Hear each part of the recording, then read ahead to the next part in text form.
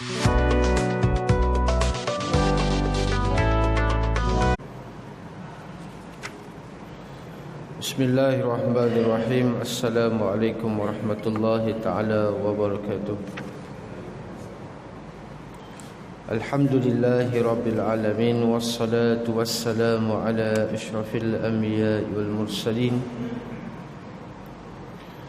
Sayyidina Muhammadin wa ala alihi wa sahbihi ajma'in.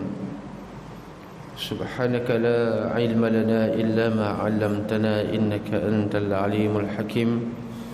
Wa la hawla wa la quwwata illa billahil aliyyil azim. Rabbi shrah li sadri wa yassir li amri wahlul 'uqdatam min lisani yafqahu qawli. Wa ba'd. Pada siri yang lepas saya ada mengulas tentang hadis yang telah diriwayatkan daripada Abi Mas'ud Al-Ansari radhiyallahu ta'ala anhu anna Rasulullah sallallahu alaihi wasallam naha an samanil kalbi wa mahril baghi wa hulwanil kahin. Abi Mas'ud Al-Ansari meriwayatkan, menceritakan bahawa Rasulullah sallallahu alaihi wasallam telah melarang daripada 3 perkara. Yang pertama adalah saman al-kalbi. Kalbi ni anjing. Saman kalbi adalah hasil duit yang diperolehi daripada penjualan anjing ataupun dia membeli anjing. Dalam isu tentang anjing ni terdapat, kalau ditanyakan adakah di dalam mana-mana ayat Al-Quran terdapat ayat yang melarang daripada memelihara anjing ataupun apa sahaja yang berkaitan dengan anjing, jawapan dia tidak ada. Dalam Quran tidak ada. Tetapi kalau ditanyakan tentang hadis, banyak hadis-hadis yang menceritakan tentang haiwan yang bernama anjing. Salah satunya adalah hadis daripada Nabi sallallahu alaihi wasallam mengatakan, "Idza walaghal kalbu fi ina'i ahadikum," apabila anjing menjilat bekas yang berisi air, sama ada bekas yang berisi air ini tak kisahlah, baldi ke ataupun apa saja bekas yang kita letakkan di dalam rumah ke di luar rumah, lalu anjing meminum air daripada bekas itu dengan menjilat, dipanggil wala'a. Maka apa yang diperintahkan oleh Nabi? Nabi kata fal yurqihu, buang air tersebut, tuangkan air tersebut. Itu satu. Yang kedua, kemudian basuh bekas itu 7 marrat, summa liyaghsiluhu, kemudian basuh bekas itu 7 kali. Ihdahunna biturab, satu daripada 7 itu adalah air lumpur, air yang dicampur dengan tanah. Salah satu daripada 7, bermaksud 6 air mutlak, air biasa, 1 air lumpur. Tak ada pun Nabi sebut di sini sebab anjing itu najis. Tapi ulama ni, mereka ni orang bijak, mereka orang pintar. Maka inilah yang dipanggil satu proses dalam satu bidang ilmu, dipanggil usul fiqh. Satu proses dipanggil sebagai istimbat. Istimbat ini bermaksud mengeluarkan hukum daripada data-data yang diperolehi melalui hadis ataupun Al-Quran. Itu dipanggil proses istinbat yang seorang mufti perlu mahir bab ini. Orang awam ni tak tahu pun tak apa, dengar cakap je. Kan susah pula orang awam pula nak kena belajar usul fiqh. Apa usul fiqh ni nak kena mahir bahasa Arab, selok belok bahasa Arab, panjang cerita lah. Orang nak beramal dia, bukan nak jadi mufti. Okey, bila dah sedar kedudukan kita, maka apa yang ulama sebut itulah yang sebetulnya. Okey, maka di sini apabila Nabi SAW suruh, tengok macam mana ulama faham sehingga mereka mengeluarkan hukum. Nabi SAW suruh, perintahkan supaya air itu dibuang, tak boleh guna lagi. Agak-agak sebab apa? Sebab najis lah. Takkan Nabi suruh saja-saja pergi buang air itu? Kan membazir tu. Takkan Nabi suruh melakukan perkara yang membazir. Membazir itu haram.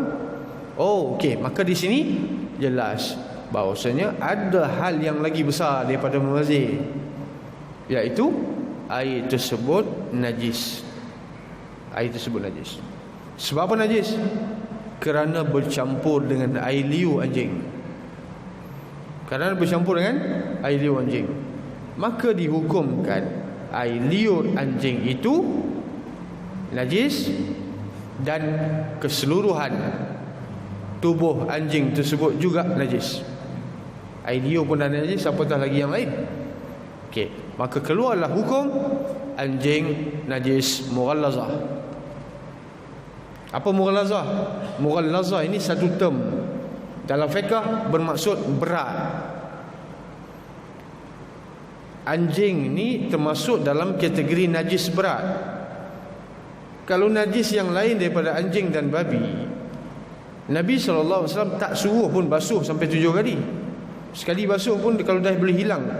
Kalau pakaian kita terkena darah, darah ni najis, darah kita ke darah tak kisahlah, selain daripada anjing dan babi. Maka kalau kita basuh, tanggal darah tersebut, selesai. Tak syarat 7 kali, sebab dia bukan masuk dalam kategori mughallazah. Okey, bila sebut mughallazah, satu term dalam fiqh menunjukkan bahawa najis itu masuk dalam kategori najis yang berat. Itu dipanggil mughallazah. Kemudian yang tadi Nabi suruh buang air, itu satu.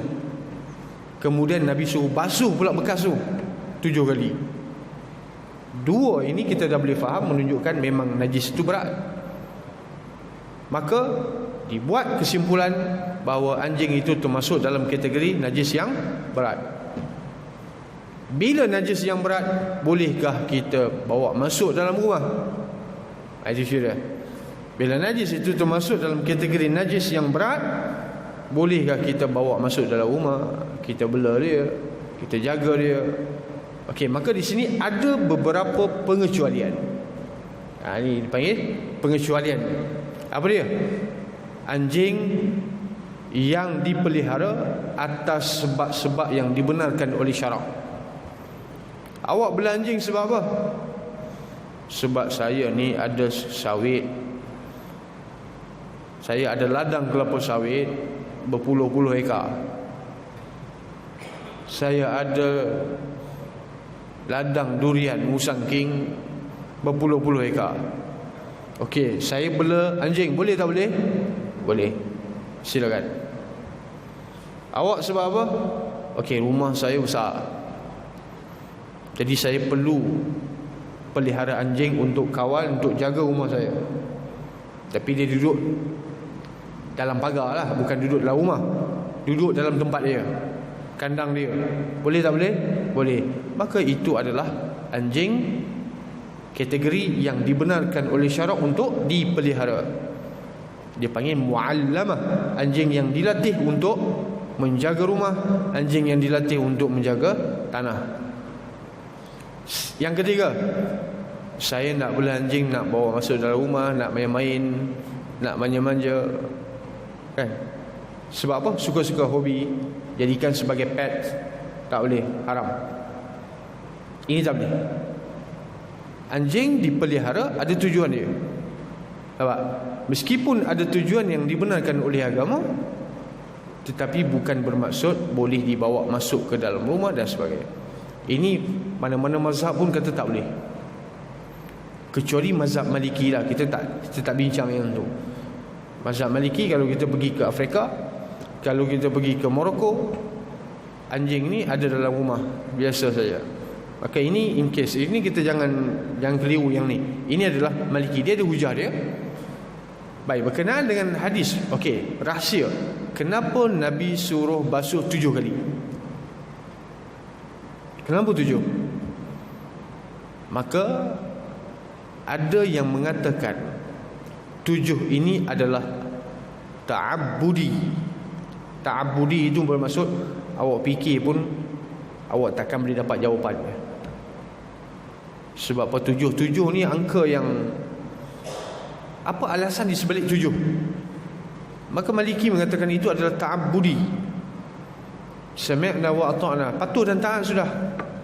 Kenapa air lumpur? Ta'abbudi. Apa reason dia? Serah kepada Tuhan. Wallahu alam. Kami ikut je apa yang dikatakan oleh Rasul. Maka ada pandangan lain mengatakan 7 itu sebab dia najis berat. Maka ini majoriti mengatakan bahawa 7 itu sebab dia berat. Kalau tak, sekali pun tak boleh lah. Sekali basuh cukup lah. Okey, maka dalam agama ada benda yang boleh difikir dengan akal, ada benda yang tak dapat difikir dengan akal. Tak dapat difikir dengan akal ini tidak menafikan ada hikmahnya, tapi kita tak dapat tahu. Okey, hikmah ada, tapi kita tak dapat tahu. Akal kita tak cukup panjang. Ada yang masuk akal, ada yang reasonable, ada yang tak boleh masuk akal. Banyak benda ni. Contoh, kita sembahyang subuh 2 rakaat. Kenapa 2? Soalan apa ni? Kalau tanya, okey, saya tanya, kenapa subuh 2 rakaat? Apa ustaz ni tanya soalan gila ke? Itulah. Itu tak masuk akal lah tu maksud dia. Tak semua perkara boleh difikir dengan akal sehingga kita mendapatkan alasan dia. Ada yang boleh didapatkan alasan. Okey, kenapa agama melarangkan meminum arak? Okey, dapat. Kita fikir balik, oh betul lah, arak ni memang memberi mudarat lah. Tak diri sendiri, orang lain. Kan? Kalau tak melibatkan diri sendiri, melibatkan orang lain. Bawa kereta tengah mabuk, kalau dia jatuh longgang, mati seorang-seorang, lantak dia lah, mudaratkan diri. Betul? Tapi kalau dia memandu dalam keadaan dia mabuk, dia langgar orang lain, dia tak mati, orang lain mati. Itu dipanggil kemudaratan arak yang disepakati oleh mana-mana agama. Pergilah tanya mana agama pun. Baik tanya Kristian pun sama, tak boleh minum. Yahudi pun tak boleh minum. Dia bukan budaya mana-mana kaum, mana-mana bangsa. Tidak ada mana-mana agama melarang ataupun menyuruh melakukan perkara yang memberi mudarat. Jadi habis orang bukan Islam tu minum boleh? Dia mengingkari agama dia. Dia mengingkari agama dia. Dia pun tak beramal dengan agama dia. Habis Kristian minum boleh? Dia pun tak ikut ajaran Kristian yang betul. Jadi tidak ada mana-mana agama menggalakkan penganut dia melakukan benda yang memberi mudarat pada diri sendiri, apatah lagi melibatkan orang lain. Baik, balik kepada isu anjing tadi. Maka anjing itu dikategorikan sebagai najis yang berat. Sebab itu orang Islam, kita bukan allergic sangat dengan anjing ni. Kita bukan menghina anjing tu. Jadi kadang orang silap faham, bila kita menjauhkan diri daripada anjing, bukan sebab kita takut, bukan sebab kita menganggap dia adalah binatang yang hina, tapi kita malas nak bersusah payah lepas tu. Faham tak? Alah mahal mana nak cari air lumpur lah bagai, aduh pening kepala. Bukannya kita takut, kita menganggap anjing itu binatang yang tak ada nilai, bukan. Ini salah faham. Buktinya pada dalam hadis Muslim, Nabi SAW mengatakan seorang lelaki di kalangan Bani Israel masuk syurga dengan sebab dia bagi minum anjing, ya. Sebab dia beri minum kepada anjing. Tapi kadang-kadang anjing ini juga dibuat satu contoh bagi contoh yang hina. Ada juga dalam Quran Tuhan sebut, famasaluhu kamasalil kalbi. Orang alim, orang yang ada ilmu banyak, tapi selalu tewas dengan hawa nafsu, Tuhan umpamakan seperti anjing. Berat tu. Adalah kisah dalam Quran, dalam surah An'am, Allah umpamakan seorang ulama ni, nama dia Bal'am ibnu Ba'ura. Tuhan kata famasaluhu kamasalil kalbi. Contoh yang layak diberikan kepada individu ini adalah anjing. Bila orang kata awak ni anjing, marah tak? Marahlah, hina. Contoh yang diberikan, baik awak kata saya ni lembu, okey lagi lah, kan? Awak kata saya ni lembu, awak kata saya ni monyet, okey, saya boleh terima. Tapi bila awak kata anjing ni, tak boleh, marah. Itu dari sudut perumpamaan, contoh. Tetapi hakikat anjing haiwan biasa juga, sama seperti haiwan-haiwan lain. Cuma kita orang Islam menjauhkan diri sebab kita malas. Malas apa? Malas. Orang Kedah kata renyah lah. Nak kena basuh 7 kali, nak kena mana nak cari benda ni. Lepas tu orang kata agama kan mudah. Memang mudah, tapi bukan mengambil mudah. Tu benda yang faham. Kadang orang anggap agama ni mudah sampai dia mengambil mudah, dia bermudah-mudah. Alah lah, Tuhan tahu. Kalau macam tu dia sembahyang maghrib 2 rakaat, Tuhan tahu niat saya. Kalau bermudah-mudah, semua benda akan jadi halal. Betul? Itu bermudah-mudah. Baik. Jadi apa yang dimasukkan dalam hadis ini, Nabi melarang mengambil upah, mengambil duit, mengambil hasil daripada penjualan anjing. Sebab apa? Bila anjing itu najis, maka duit yang awak awak dapat perolehi daripada hasil jualan tersebut juga dianggap sebagai najis. Begitu juga hasil daripada jualan binatang-binatang lain ataupun perkara-perkara lain yang yang dianggap sebagai najis dalam agama, maka duitnya tak boleh makan juga. Contoh, dia menjual tenggiling, dia menjual ular, apa sajalah yang orang Islam tak boleh makan. Boleh makan tak? Orang Islam ni dia ada etika dalam bab pemakanan ni. Orang Islam ni paling disiplin. Betul? Orang Islam ni paling disiplin. Hatta orang yang tak solat pun, tapi dalam bab makan disiplin. Dia tak solat, tapi bila ni ada babi tak? Ada babi, saya tak boleh makan. Muslim tak boleh makan. Tapi awak tak solat pun. Nampak eh? Hatta walaupun orang yang tak solat, tapi bab makan dia jaga. Tapi jangan sampai muncul satu masa tidak ada lagi sensitif dengan bab makanan. Bila sampai satu masa, jangan sampai ada orang kita ni, orang Melayu lah khususnya, tak ada sensitiviti langsung bab makan. Tak pernah soal halal ataupun tidak, tak pernah ambil tahu halal ke tidak. Ini masalah. Bila sampai kepada tahap ini adalah musibah. Dia tak sembahyang tu, tak sembahyang lah. Cuma saya nak bagi tahu, lebih menjaga sensitiviti orang Islam ni, orang Melayu ni, lebih kepada bab makan. Lebih kepada bab makan. Dia kata saya tak makan, saya jual dia. Saya tak makan, tapi saya menjual untuk orang bukan Islam makan. Sama. Maka sebab itu, dia contoh, dia tidak makan binatang yang belik-belik ni, tapi dia jual kepada bukan Islam. Dia sebagai pembekal kepada bukan Islam, dia dapat hasil. Dulu ada orang kampung ni, dia bukan kira pun, dia tak tahu. Dia jual kat China. Kalau di kampung dia jual apa? jual tenggiling.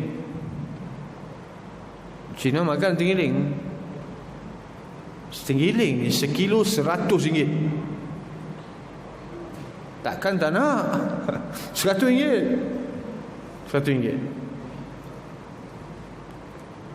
Eksotik. Binatang, haiwan eksotik ni mahal. Jadi pulun lah duk cari tenggiling ni. Orang kampung duk cari tenggiling sebab apa? Sebab mahal. Dia kata saya tak makan, saya jual dia. Okey, awak jual, awak dapat duit. Duit tu buat apa? Makan juga. Sama.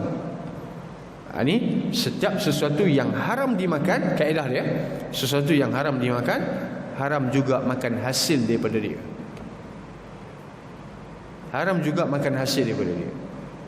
Sama juga ayam yang tidak disembelih. Kita tak ambil contoh jauh lah. Kita ambil contoh ayam yang tidak disembelih secara sembelihan syar'i. Kena faham? Sembelihan syar'i ni maksud cukup syarat. Dia itu saya sembelih. Memanglah awak sembelih tapi tak putus. Sembelih tak putus dipanggil sembelih tapi tak syar'i. Maka perlu masuk juga kursus sembelih ni. Kena masuk juga kursus sembelih. Ada yang raya korban baru-baru ni sembelih lembu yang dah mati. Kan? Lembu dah mati dia sembelih juga. Takkan tak tahu lembu tu tak menggelupur langsung, tak ada darah langsung. Sembelih juga. Akhirnya seekor lembu tu buang macam tu je. Ditanam macam tu je. Sebab apa? Dia masuk dalam kategori apa? Bangkai. Jual kepada orang bukan Islam boleh tak? Tak boleh juga. Ini jangan salah faham. Bila orang Islam tak boleh makan, orang bukan Islam pun tak boleh juga. Sebab mereka ni mukhatabuna bi furu'i syariah. Juga sama hukum macam kita. Cuma tinggal mereka ni tak Islam ya. Al-kufar mukhatabuna bi furu'i syariah. Orang-orang kafir juga ditaklifkan, diwajibkan dengan syariat. Maka jangan menganggap kita tak boleh makan, kita boleh jual dekat orang bukan Islam. Orang Islam boleh makan pun tak boleh juga. Mereka akan disoal juga. Mereka juga akan disoal oleh Allah Subhanahu Wa Taala. Baik. Kemudian hadis yang kedua daripada seorang sahabat, iaitu pada masa yang sama sahabat ini adalah isteri Nabi sallallahu alaihi wasallam, namanya Maimunah, zaujin Nabi sallallahu alaihi wasallam wa radhiyallahu anha, anna fa'ratan waqa'at fi samnin famatat fasu'ila an-nabi sallallahu alaihi wasallam anha faqala alquha wa ma hawlaha wa kuluh. Maimunah, isteri Nabi sallallahu alaihi wasallam, dia tanya kepada Rasulullah tentang apa? Ada satu kes, anna fa'ratan, seekor tikus, matat fi samni, telah mati di dalam satu bekas. Bekas itu berisi minyak. Bekas itu berisi minyak. Kemudian ada tikus mati dalam tu. Fasu'ila Nabi sallallahu alaihi wasallam anha, lalu dia pun tanya Rasulullah tentang situasi itu. Tentang apa? Bukan tanya tentang tikus. Oh, tikus tu nak buat apa? Isunya apa dia? Minyak tu. Macam mana? Lalu kata Nabi, alquha wa ma haulaha wa kuluh. Nabi kata buang tikus tu, kan? Buang tikus itu dan sekeliling minyak yang terkesan dengan terkena bekas tikus tu, kikis-kikis buang. Wa kuluh, dan awak boleh makan minyak tu. Bawah-bawah tu. Okey, dalam riwayat lain fi samnin jamidin. Ini penting. Ada benda yang perlu saya sebutkan di sini. Apabila kita melihat satu hadis, kalau orang yang betul konsisten, orang yang memang pelajar ilmu hadis, maka dia perlu mencari riwayat lain dalam kisah yang sama. Ada tak perbezaan? Satu cerita, kadang-kadang dia ada 5-6 hadis, dia ada 2-3 hadis cerita yang sama. Jangan baca satu terus keluarkan pendapat sendiri. Tak. Baca satu kemudian tengok hadis lain ada tak hadis-hadis lain tambahan ke lafaz-lafaz yang lain sehingga boleh kita rumuskan hadis itu secara keseluruhan. Okey, dalam riwayat Abu Daud, dalam riwayat An-Nasa'i, dalam riwayat yang lain menceritakan bahawa minyak itu adalah minyak yang beku. Okey, tak ada isu. Apabila minyak itu beku, bila jatuh najis, bukan tikus sajalah. Ini cara kita nak fikir. Memang ceritanya datang menceritakan tentang apa? Tikus. Tapi ulama mereka faham bukan hanya tikus. Kiaslah dengan benda-benda lain. Apa sahaja najis yang jatuh di dalam makanan, kan, jatuh dalam makanan, yang terkena makanan, selama mana makanan itu sifat dia adalah pepejal ataupun sesuatu yang keras, sesuatu yang beku, maka buanglah najis itu dan sekitarnya, dan bawah tu boleh makan. Itu satu. Kalaulah sesuatu itu sifat dia adalah cecair, maka dia najis ke semua, tak boleh ambil lagi lah. Sebab apa? Cecair adalah dia mempunyai sifat apa? Serap. Dia akan serap. Bila dia serap, dia akan menajiskan keseluruhan. Contoh minyak. Minyak masak, lupa nak tutup. Lupa nak tutup minyak masak. Minyak masak ni bukan minyak masak cair lah, minyak masak. Lupa nak tutup, alah cicak jatuh pula. Kan? Kita buat contoh mudah, cicak jatuh, mati dalam tu. Kita buang cicak, kita guna minyak tu, tak boleh, najis. Sebab apa? Sebab dia cair. Bila dia cair, maka dia akan serap keseluruhan. Jadi kita tak tahu najis tu ada di mana-mana dalam minyak tu, maka kena buang semua. Tapi kalau beku ataupun kalau jatuh terkena kepada satu tempat, contoh di sini dibuat contoh lemak ataupun minyak, maka kikis buang yang di atas, yang bawah tu boleh makan. Gelilah nak makan, itu soal lain. Kena faham. Tak lalulah geli nak makan, buang semualah, itu isu lain. Isu selera awak. Ini saya selalu sentuh apa dia?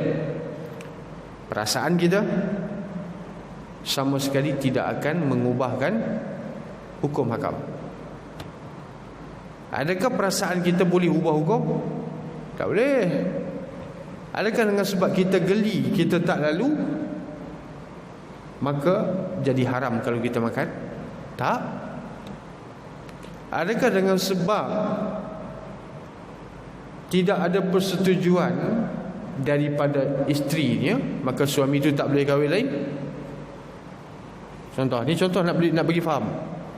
Contoh suami dia nak kahwin lain. Ni bab ni sensitif je lah. Suami dia nak kahwin lain, lepas tu isteri dia tak benarkan, isteri dia marah, perasaan dia memberontak dan sebagainya. Okey, perasaan itu adakah memberi kesan kepada hukum suami dia nak kahwin lain terus jadi haram ke? Tak kan? Okey, perasaan kita, emosi kita sama sekali tidak akan memberi kesan kepada hukum hakam. Hukum hakam is hukum hakam, takkan ubah. Walaupun kita tak lalu, walaupun kita benci, walaupun kita tak suka, walaupun kita tak setuju. Contoh lain saya sebut, Nabi sebut iza waqa'a az-zubab fi ina'i ahadikum. Apabila lalat, seekor lalat ke dua ekor lalat jatuh di dalam bekas minuman air. Kita minum, tertarik ke apa kan? Jadi memang tak tutup lah sebab kita sedang minum. Tiba-tiba ada lalat hinggap. Bila lalat hinggap, lalat itu jatuh dalam air kita. Jatuh dalam air. Mati ke tak mati tak kisahlah, jatuh dalam air. Maka apa yang disebutkan oleh Nabi SAW, Nabi kata awak tenggelamkan lalat itu, kemudian air itu boleh minum. Gelilah nak minum. Itu awak punya pasal lah. Geli ke tak geli itu cerita lain. Nabi kata sini boleh minum. Boleh minum maksudnya tidak haram. Betul? Boleh minum maksudnya tidak haram. Awak nak minum ataupun tidak, itu soal nombor 2. Saya tak lalulah nak minum. Itu soal nombor 2. Mintalah mamak tu bawa teh tarik lagi satu. Dah tak mau minum. Tapi kalau minum tidak najis. Itu kena faham. Ini apa yang saya buat? Contoh emosi kita, perasaan kita, selera kita tidak akan mengubahkan hukum. Maka ulama bukan faham lalat semata-mata. Maka ulama mengatakan apa sahaja haiwan yang masuk dalam kategori serangga maka tidak menjadi masalah. Semut ni okey daripada lalat kan? Mesti semua setuju. Semut okey lagi lah. Kadang-kadang minum nak minum TO simpan lama kan. Jadi pakai penapis lah. Tapis TO tu, penapis tu penuh dengan semut je. Selamba yang minum okey ya. Okey, semut boleh lagi lah. Mungkin kita boleh tolerate lagi lah dengan semut ni. Boleh semut ya, jangan makan semut ya, kita tak makan semut, tapis. Tapi kalau lalat ini satu macam sikit lah. Sebab kita tahu lalat ini dia hinggap kepada bekas makanan, minuman, ataupun dihinggap kepada benda-benda yang tak elok, kotoran, sampah ke, entah datang daripada mana, sampah mana, dihinggap dalam bekas kita. Dari sudut kotor memang kita anggap kotor, tapi dari sudut najis tidak. Ini perlu kita bezakan. Setiap benda yang kotor belum tentu najis. Tetapi najis ialah kotor menurut syarak.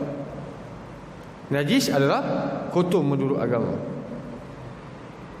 Ini kita patut sensitif dengan benda ni. Sebagai contoh, dalam agama, apabila seseorang yang buang air kecil ataupun air besar, maka dia kena basuh dengan air. Dia kena sucikan dengan air. Sebab syarak menganggap itu adalah najis. Najis adalah kotor. Itu najis. Najis adalah kotor. Tapi bagi setengah orang yang bukan Islam lah, dia tak basuh pun, dia calik saja. Ini orang panggil mazhab calik.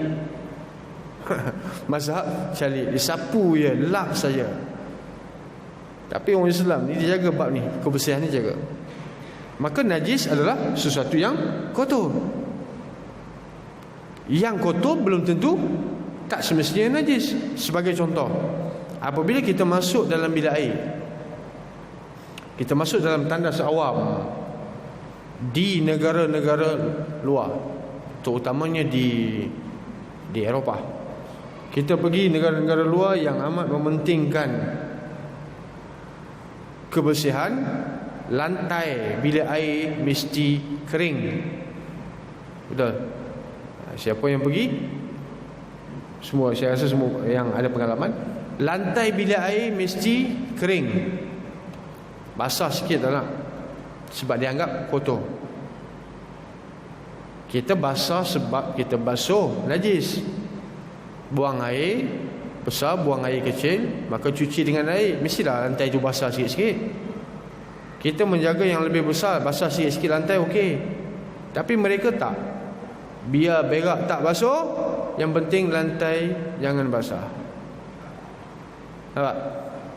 Berak tak basuh lagi okey. Lantai basah tak okey. Kita tak, kita terbalik. Lantai basah okey. Jangan awak berak tak basuh ya. Tapi ini banyak, saya bawa banyak grup travel ni. Saya memang bawa grup travel di Europe mana-mana.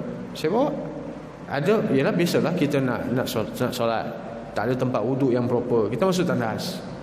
Bila masuk tandas, kadang-kadang kita kena juga menghormati tempat orang. Betul lah tu, kena jaga sensitiviti orang. Ialah biarlah dia najis ke apa kan, tu lantak dia lah.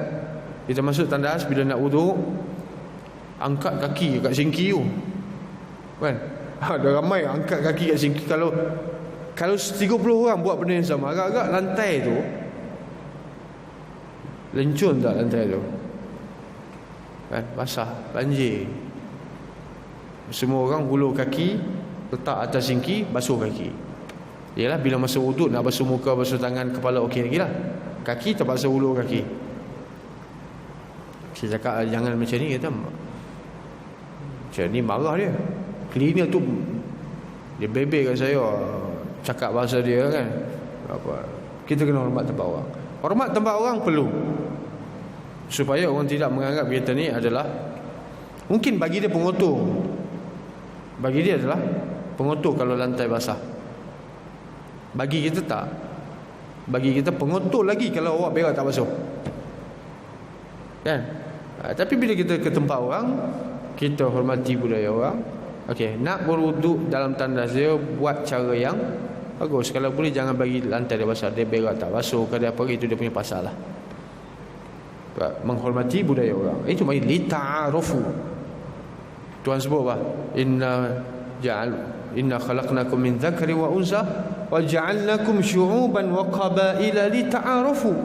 Kami jadikan kamu ada bangsa yang berlainan, puak-puak yang berlainan, bangsa yang lain-lain, supaya kamu tahu, berkenal antara satu sama lain. Bila dah pergi tempat orang baru tahu, oh mereka ni jenis tak basuh. Tu baru tahu. Kalau tak tahu. Itu panggil li ta'aruf. Ta'aruf, mengenali satu sama lain. Jadi dalam isu bab makan, orang Melayu adalah orang yang, Melayu Islam adalah yang paling sensitif bab makan. Bukan Islam saja, bukan Islam saja, Melayu Muslim. Sebagai contoh, orang Melayu ni sangat sensitif dengan makan, terutamanya babi. Terutamanya babi. Tapi dia lupa, dia tak sensitif dengan benda lain. Babi tu mungkin dengan rupa dia yang orang anggap sebagai rupa yang agak pelik sikit, mungkin dia geli sebab tu. Kan? Apa-apa pun dia tanya, ini ada babi tak? Tak ada babi. Jangan sampai kita punya pemikiran ni sama macam orang non-Muslim. Orang non-Muslim dianggap orang Islam ni tak boleh makan babi saja. Wine boleh minum, ayam tak sembelih, bedal. Sebab dia faham, selagi mana tidak ada babi, no pork boleh makan. Orang Islam bila faham macam ni juga, sama macam fahaman orang bukan Islam. Jadi kena luaskan fahaman kita. Wallahu subhanahu wa ta'ala a'lam. Bismillahirrahmanirrahim. Allahumma atina rahmatan min 'indika wa 'allimna min ladunka 'ilma. Rabbana atina fid dunya hasanah wa fil akhirati hasanah wa qina azabannar. Sallallahu alaihi walhamdulillahirabbil alamin.